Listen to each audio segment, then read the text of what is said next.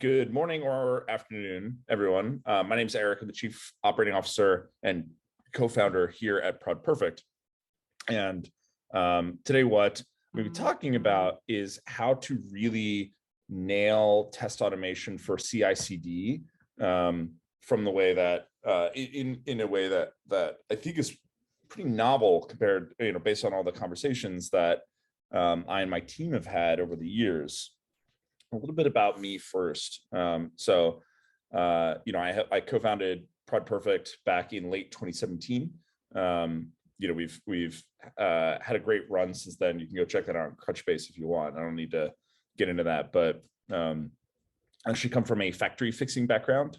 So I was an industrial engineer first. And so I've always thought about the world in terms of high efficiency production. Right? How do we create what people need, what's valuable? If you guys know like Toyota production management or Kaizen or was it Six Sigma, all that stuff. That's where I sort of cut my teeth. And I ended up joining ProdPerfect as the COO, right? And the way I think about the world, especially the industrial and commercial world, is through that lens. And I also, of course, think about test automation through the lens of what we've built. But I think we've discovered a lot as we've built it. And so for those of you who can't stay, we will be sending a recording afterward. For those of you who can stay, please send your questions afterward. But for those of you who, like me, have shorter attention spans, there are two big takeaways I want you to take from this webinar. That have helped both our customers and not our customers see a lot of success. So one, you need to prioritize fiercely. So the goal, again, actually, I'm going to go back here, right? The thing I'm trying to teach everyone today is how to accelerate your deployment. I think there's a lot of, like one of the big caveats I actually want to have is that there are some applications where you just don't have that option. I talk to folks who are in very highly regulated environments, for example. And there's a lot of, for those of you who don't know, there's a lot of regulation out there that affects even web application development specific. And it depends on the industry. It might be in healthcare, banking, et cetera.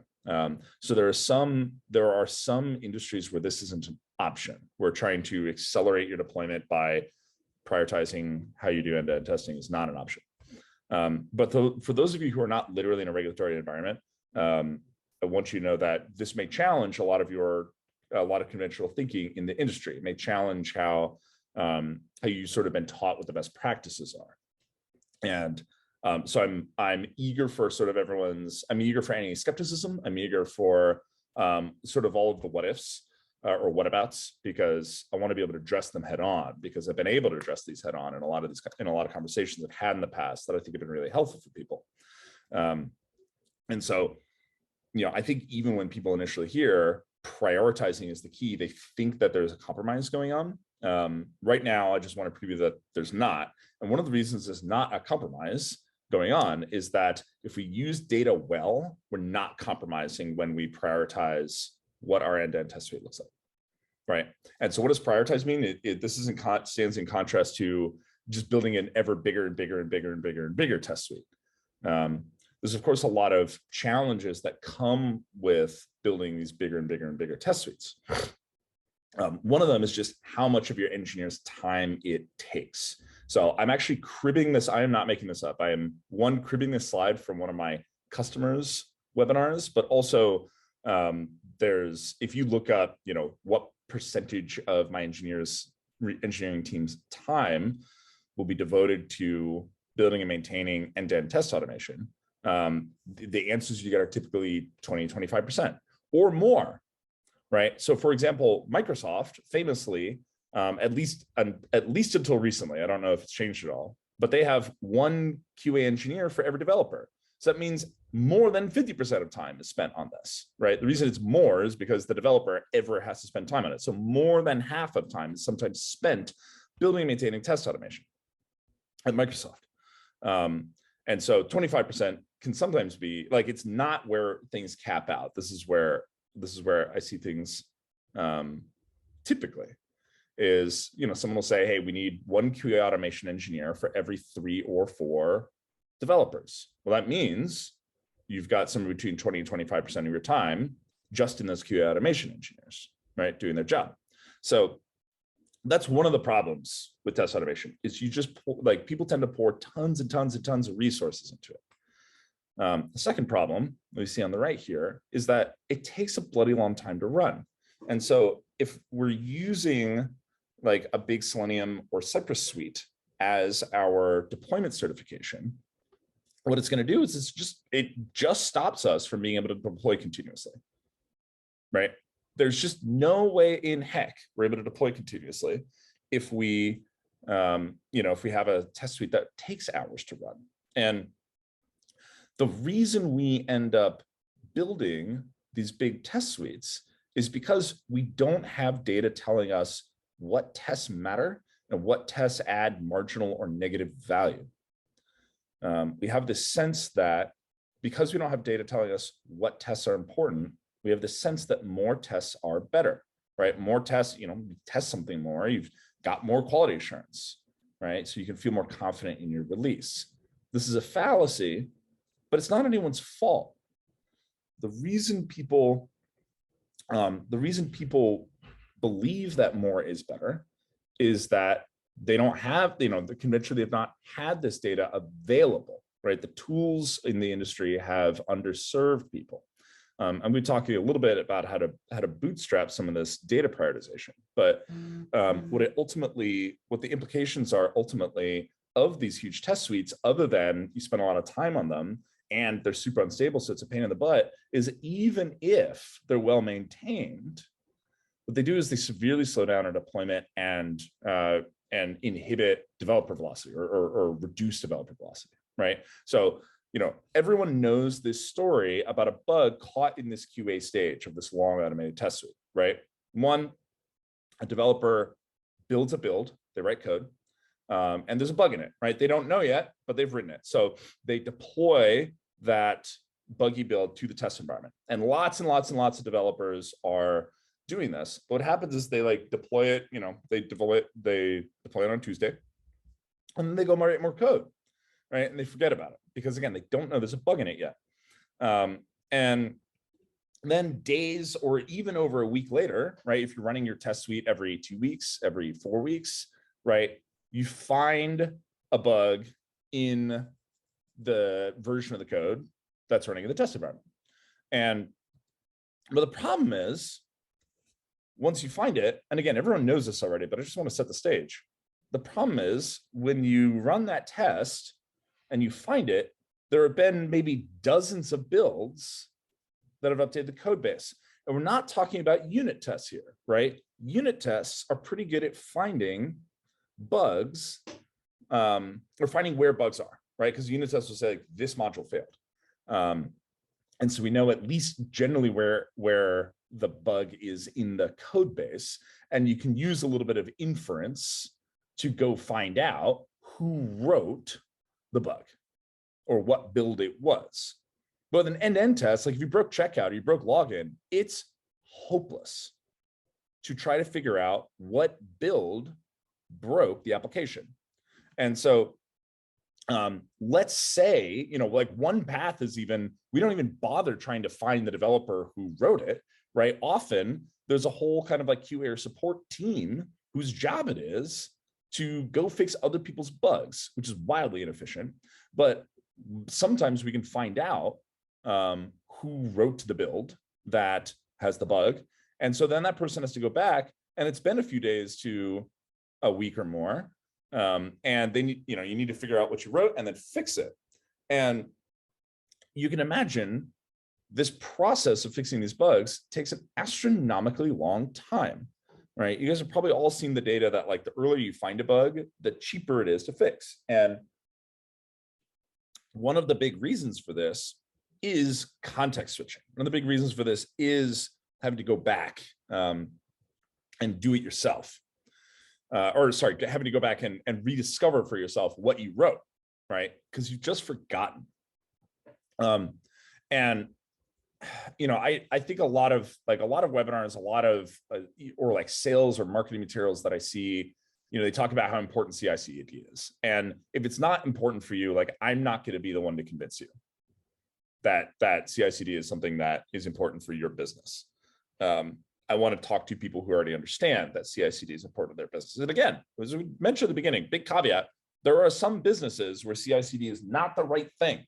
There's some businesses that are under such heavy regulatory pressure that they need to move slow. There's sometimes I talk to people where they're not under competitive pressure, right? They're just not. And so it doesn't make sense to do anything that would introduce perceived risk or to change what you're doing, right? If it ain't broke, don't fix it.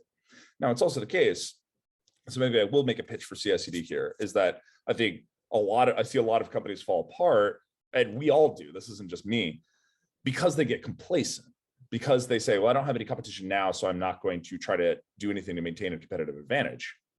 So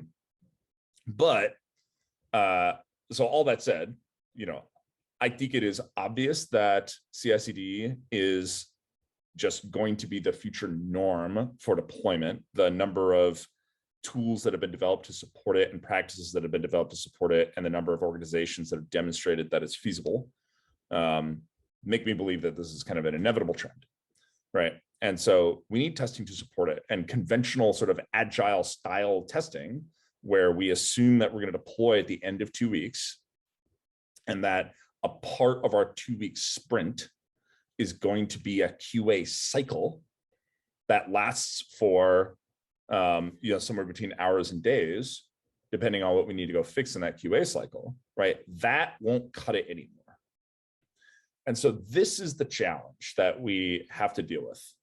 The challenge we have to deal with is we need to find some way to break the old rules about test automation without introducing additional risk, or at least substantial additional risk for quality.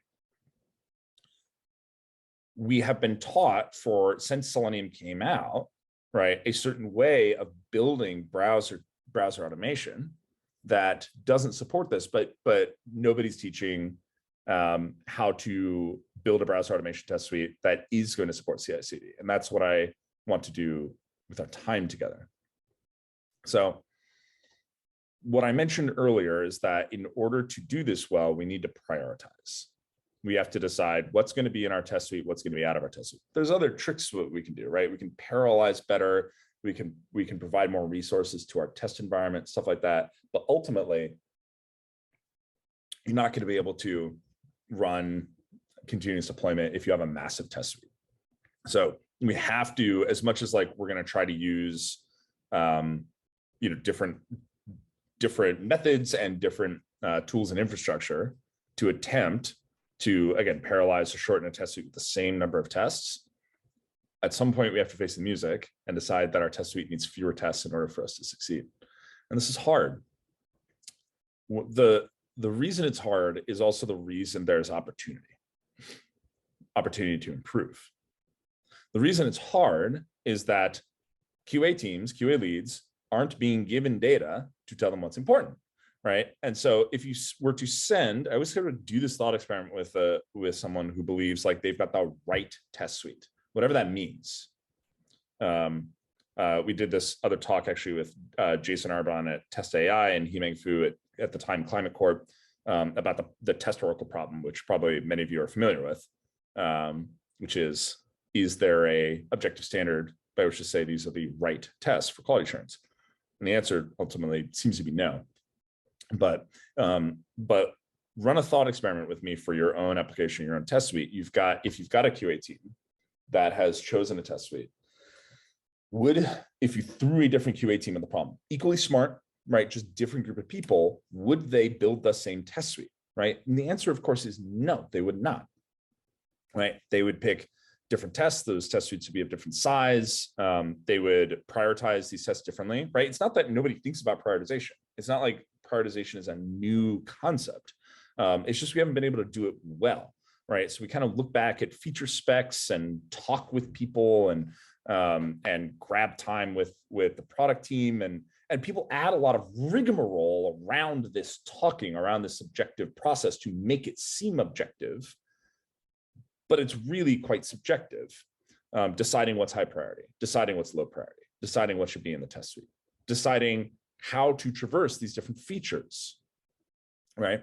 And so when we build a test, what we're typically doing, again, this is a browser automation test, what we're typically doing is building a test that reflects how the application is meant to be used, right? How the product person designed it to be used.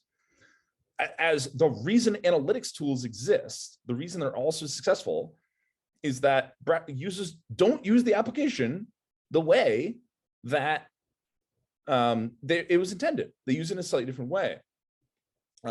If they always use it in the way that it was intended, we wouldn't have those analytics tools, right? So we know that if we build tests to reflect what users are meant to do, we're going to be missing some key components about testing the application to make sure that users can use it successfully and won't run into bugs.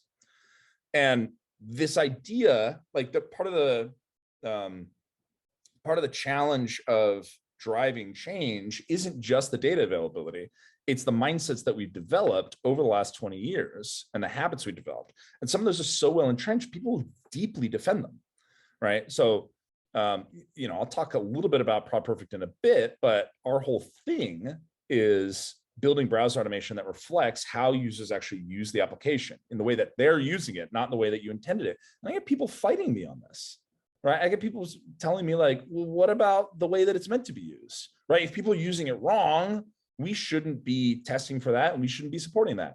It's like, well, what's this wrong, right? We're so caught up in our own world, again, because we don't, on the QA side, we don't have insight into what users are doing. All we have is insight into what's developed. And so we're so caught up in this, we actually have this bias where we find out that users aren't using the application the way that we're testing it, and we don't want to change the tests, even though the tests are providing no value, right? The reason they're providing no value is they're testing stuff that users aren't actually doing. And so users aren't going to run into bugs that way. They're going to run into bugs in whole new ways of using the application that we're not testing. And that's that's the purpose of functional end-to-end testing. It's making sure that users can do what they want to do, making sure that the user experience, not what we want it to be, but the actual user experience is functional. It's been very hard conventionally to prioritize in this way. And the good news is like the data that you need does exist, right? Tools such as Heap, Hotjar, Google Analytics, Segment, they all exist and they all give us data about how users are using the application.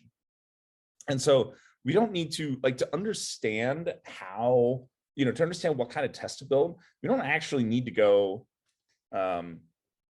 we don't actually need to go necessarily interview users, right? This doesn't have to be a big process. Our users are telling us how they're using the application by using it. They're telling us what they want to do by doing it. And so while it's not easy, the solution to being able to prioritize our testing well for CI/CD while providing a better, not worse, quality assurance experience is fairly straightforward. It is to understand what matters to users, which our users are telling us all the time, and then write tests that reflect that, and don't write tests which reflect what doesn't matter to them. We want to make sure that our users' priorities always work. And again, there will be people who fight me on this, but I will like die on this hill. That the purpose of functional testing is to make sure that our users are able to use the application. There are all sorts of other testing like A/B testing and experiments and user experience testing and all sorts of stuff that are designed to make sure that like the experience is, their experience is like seamless and clear and that they're going where we want them to go.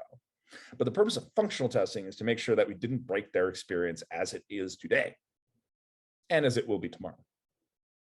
So in order to, one, improve our quality assurance focus to test what matters to our users, and two, prioritize our tests better, we need to collect data and analyze it to understand patterns of behavior. And we need to be committed to not building tests that don't really matter to users. So the latter is probably harder. So what does really matter to users?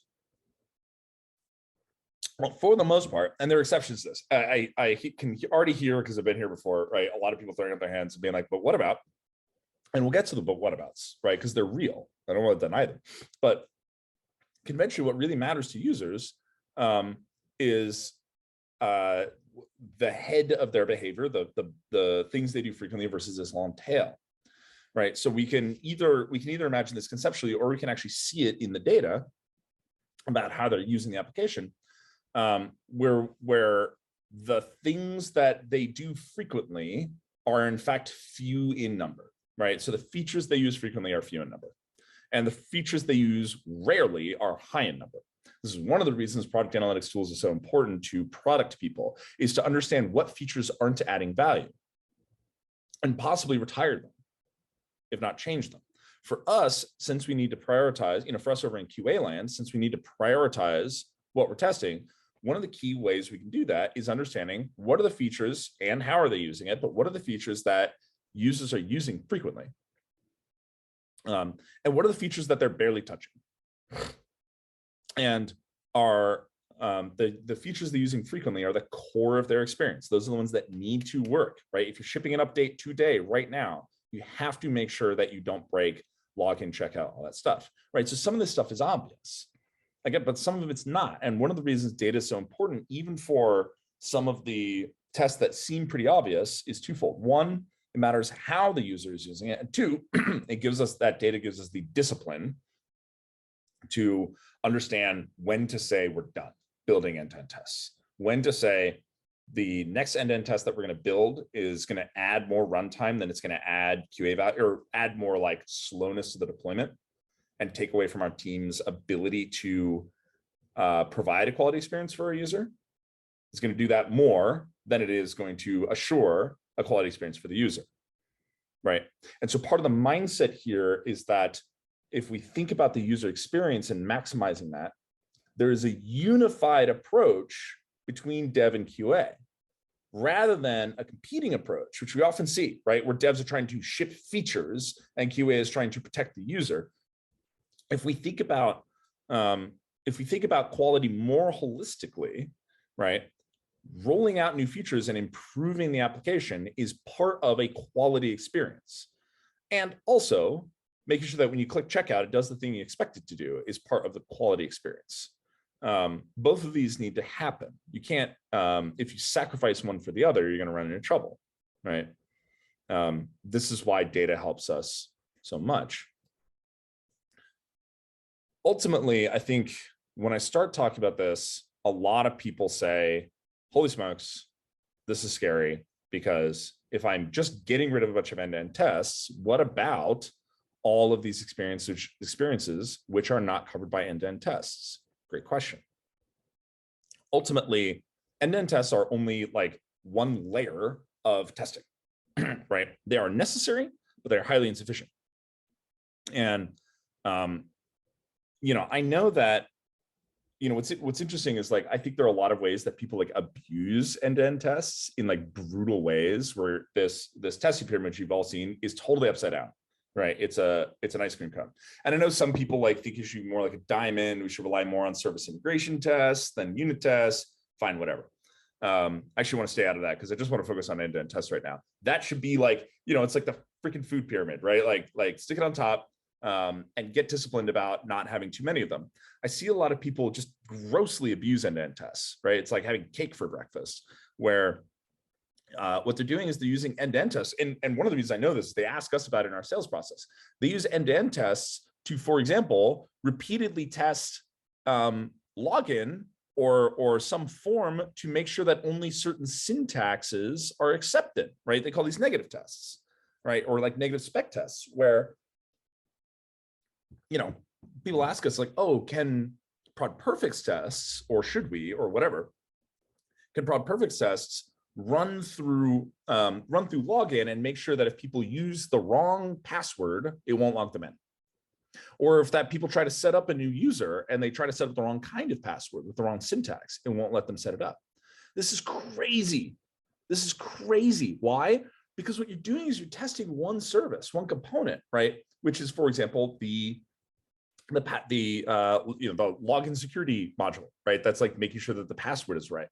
You don't need to spin up a dang browser and test it that way, right? That is not necessary, right? Lower level testing will do that. It will do it much faster. It will be much more stable. It will be much more precise. If something breaks, you'll know where something broke. It's crazy to think that the way to test whether, to test that the wrong password won't log you in, or that the wrong syntax of password won't be accepted. It's crazy to do that with a browser test. And so if we're thinking about trimming our test suite of the fat, right, of getting rid of the stuff that is low value or negative value, right, we need to make sure that we're always interrogating, hey, this test we want to run, do we really need a browser for it? Do we really need to spin up a browser, right? Because as you know, I don't need to have a slide on this. A browser automation test is way, way, way less stable. It is slower. It is more resource intensive. It's less precise, right? It doesn't tell you where things go wrong.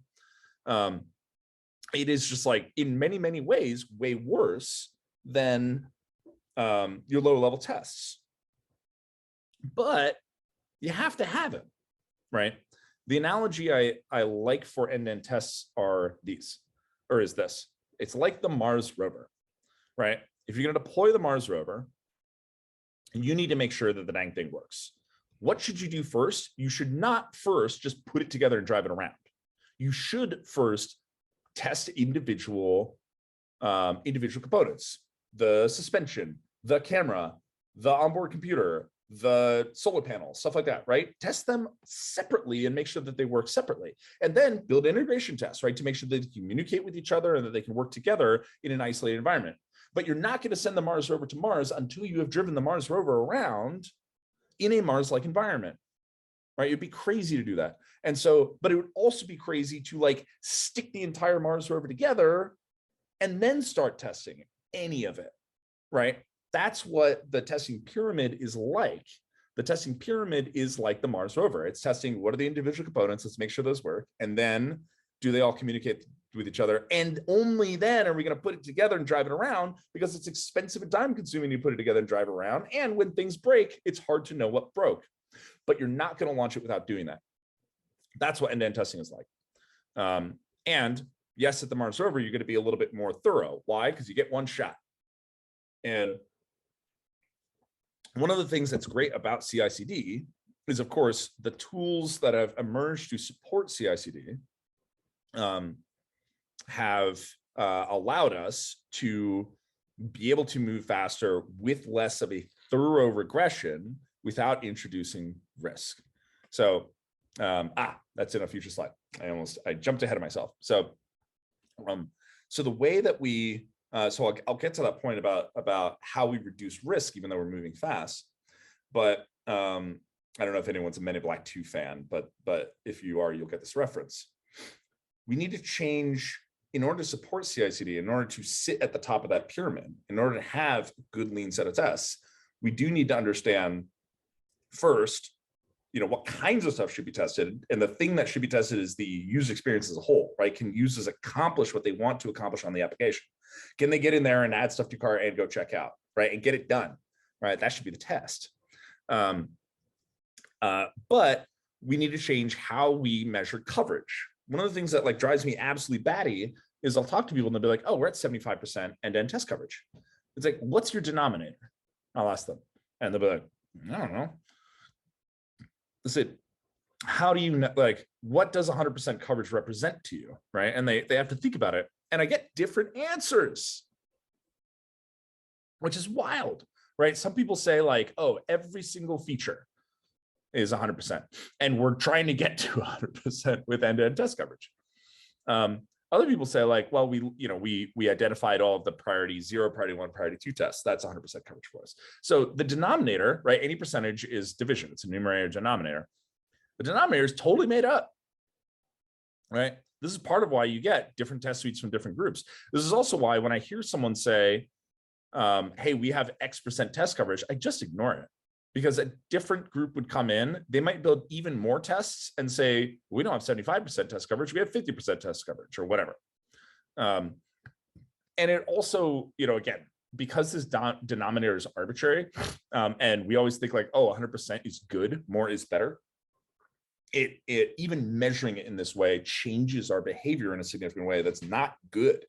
I'm just going to do a time check. It is, I'm doing great. Yeah, it changes our behavior in a way that's not good. So the new way that that we're able to measure and then test coverage at ProdPerfect that I want all you to like consider at least is our denominator is everything that users do, right? Again, user-centric, everything that your users do. So all of their interactions with the application, and the numerator is the number of interactions out of those total ones that have been covered by a test or suite of tests. You shouldn't try to get to 100%. You should not, right? It's crazy, right? We talked about why. And so we actually have found empirically that 65% is like a really good number for this, for supporting CI/CD. We could talk about why, but for those of you who are like, man, I'm totally doing this tomorrow, right? You can say that like the founder of like the forward-thinking test automation with data company has told you that like through hundreds of looking at hundreds of different applications, we think 65% is empirically a pretty good number. Where past that, you get diminishing returns. So I'm going to talk really quick how we do it, because it turns out it's actually like part of the problem with me giving this talk is it's hard. Like what I want you guys to do is hard. This is part of why we built our product, right? If it was just like trivial for everyone to do this, we wouldn't have built ProdPerfect. But what we see here is like a very small snapshot of the application. Or rather of usage of the application. So each dot is an interaction point, page of form submit, or sorry, page view, form submit, click, etc. Bigger dots happen more often. These arrows happen. These arrows are traversals between them, right? This is an analytics, this is an analytics map, right? What we do with that in order to build test cases is normalize. First you have to normalize the data you're getting. So you have to like remove a lot of specific data. Specific context, specific products, specific accounts, right? Because you want to test generic user experiences. And then using aggregation algorithms, which like there's a lot more off-the-shelf data science these days. And so I think it's actually doable at home if you've got the right team. But if you don't want to do it, that's what we're here for. Actually, I've got my little, there we go. That's my little plug. That's my plug for my product. So, what we do is we have aggregation algorithms that are tracing best fit curves through curves, and we do that repeatedly until the next thing that we're finding doesn't have a strong statistical pattern, right? And so you see there's a lot of red there left because it turns out like if you start looking at this data, you're gonna be like, holy smokes, people wander around everywhere on this application, rarely. And so for teams that really want this, but they like don't want to hire their own data science team and do their own bespoke data science in order to get to this like high speed lean test suite that supports CI/CD, that's what our product does, right? So people buy us instead. And one of the questions people ask is look, if you're prioritizing fiercely, something's going to make it through at some point, right? So what happens if something makes it through? What you need is feature flagging. All right, what you need to do is you need to roll out, and you should be doing this anyway. And I'll tell you why in a sec, but you should be rolling out a new build with a feature flag, starting with off and then turning it on for small groups of people, right? And then rolling that incrementally and seeing what, and using production monitoring and seeing what happens. And you should be doing this anyway, right? Even if you had a massive end-to-end test suite, you should be doing this anyway, because even if you don't introduce a functional bug where checkout breaks, you might introduce a change, right? You're going to be introducing experiments and changing stuff. You might introduce something that doesn't have a bug per se, but it does make it more of a pain in the butt to check out, so your checkout drops, right? So you want to know about that as soon as possible, right? With as small a group as possible, so you do as little damage as possible. So you should already be doing this, and you can do this to also support, like, again, if we think about quality holistically, both like functional, does it work? Yes, no, but also like, is it a good experience for the user? Is it giving them what they need, right? Feature flagging makes a lot of sense as part of your quality package and your quality assurance package. And this combination of high-speed lean testing with feature flagging and production monitoring allows you to move fast and make those changes quickly, monitor what effect you're having on the user, roll back if you have to, and try again. And you can do that quickly, right? Because you're continuously deploying. The thing that people don't understand about continuous deployment is it supports quality. Because you're making quick changes, small changes at a time, you're not going to shatter anything about the user experience. And so you're able to make these very small changes and see what impact that they have very quickly on a small set of users, right? And then get back to it and see if you've made things better or worse. And as long as each build is making things better, keep going. If it makes things worse, stop. It doesn't matter why even, right? You still want to investigate how so that you can fix it. But again, with this holistic picture on quality, we actually improve the quality experience of our user by being able to move more quickly and be more responsive to what we're seeing the user do. And I think this is like the big kind of mental leap that people need to make. I'm going to show a working example here. The big mental leap that people need to make is they think like slow is safe. And in a way it is, but slow also necessitates, actually, no, it seems safe, but it's not. That's what I'll say. Slow necessitates a lot of changes being shipped at once. That's unsafe. That's scary, right? And so there's this like chicken and egg problem, or this like death spiral that we're in due to the agile way of thinking about it, where we're like, okay, we're making 2 weeks worth of changes at once, so we need really extensive testing for it. But because we have really extensive testing, we can't ship faster. But if we ship faster, we're making much smaller changes. We don't need really extensive testing. We can have this tiered, multi-layered quality approach, right? It's a little like the coronavirus, actually. Like, why do we use the Swiss cheese model for protecting ourselves against coronavirus, right? Social distancing plus mask plus et cetera. Well, because we got to get on with life and we can't all live in a bubble, right? We're not actually able to bubble this because we've got stuff that we need to do. So the same Swiss cheese model applies for functional testing. And so we see it for branch insurance. I think one of the most innovative companies out there. They happen to use us. What they're doing is on their feature branches, they're continuously running unit tests and API, their integration tests before they merge to the development branch. They run us each time they do merge that development branch. And of course, they're what ProdPerfect does is we autonomously build test automation, right? So based on that data. And so our tests that we've built for them are running each time they deploy to the test environment once they've merged to the feature branch, the developer branch. And then what they're doing is actually on a time loop, they're running visual testing with Apple tools, and they're also running cross-browser testing with Apple tools 7 times a week. So they're just doing that every day. Not necessarily on a deployment. And it's because those are consumption models, so they're a little more expensive to use, where ProdPerfect is not a consumption model, so they use ProdPerfect as frequently as they can.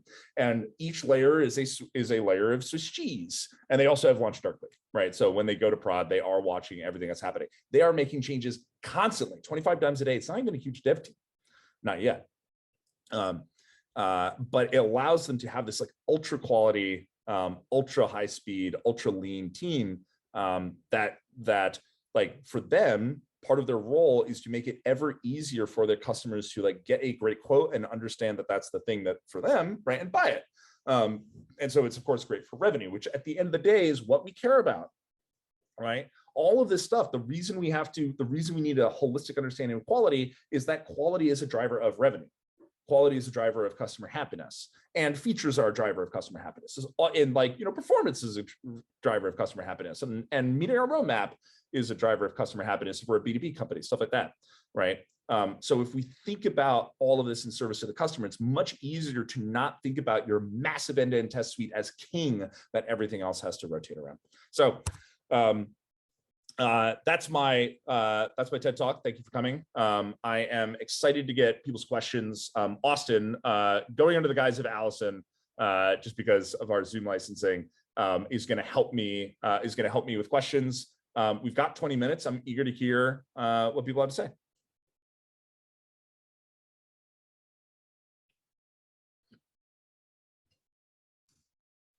Oh, we got our first one. Can you hear me okay? I can hear you great.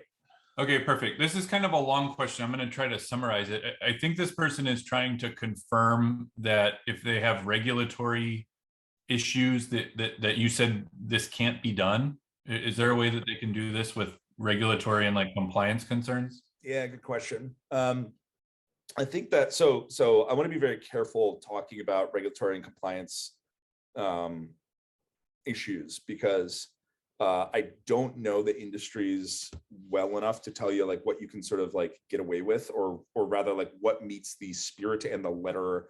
Yeah, I'm on the record saying get away with. It's not what I mean. But what meets the spirit and the letter of this regulation, right? The regulations, of course, exist for a reason, and we can debate which regulations are helpful for the consumer and which are just kind of a pain in the butt. But if you've got regulatory needs, you need to understand what is the spirit and what is the letter of that, and then also understand, and then also I think like the path for you is interrogating what are the different methods by which we can meet that regulation or that regulatory requirement or that compliance requirement. And I think like, again, I don't know, so I'm not going to say one way or the other, but I've talked to enough people, again, in like typically finance and healthcare, that say end-to-end testing is required to meet this regulatory requirement, but is it? Can some of this compliance be pushed to lower level testing, where again, it's going to be more helpful. It's going to be easier to meet that regulatory requirement. Because if you're violating that regulatory requirement in some way, if something, again, for those who don't know, like a lot of regulatory requirements focus on making sure that, like, if you're like Epic, for example, right, in healthcare, like it is a regulatory failure if they like ship bugs, certain kinds of bugs. And so they do need to test quite extensively. And but I think like one question to ask is, for each particular regulatory test, does it need to be end to end, and or like again, separately from, is this serving the customer best? So because you need to meet both requirements, you need to serve the customer and meet regulation. Where those don't overlap is a pain in the neck, right? But I think just like we talked about with these like spec tests that run on the browser and stuff like that, I think that we should at least just be asking ourselves whether an end-to-end test is the right way to accomplish what the regulatory requirement sets out for us. Perfect, thank you. A next question: are there ways of measuring importance of a test case separate from just usage frequency? So like, yeah, weighting, I think, is what they're asking about.